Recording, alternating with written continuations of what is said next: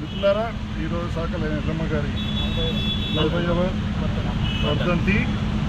వారి యొక్క త్యాగం తెలంగాణ మానవాళికి ఎంతో గణనీయమైన విషయం.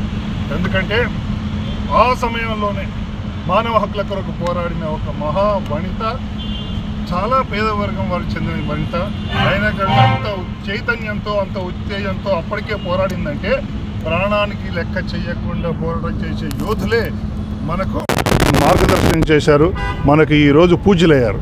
కాబట్టి ఈ యొక్క వర్ధంతిని ప్రతి ఊర్లో తెలంగాణలో జరుపుకోవాలి. మహబూబ్నగర్లోని ఈ సంఘం వాళ్ళు జరుపుతున్నందుకు నిజంగా వాళ్ళని అభినందిస్తున్నాను.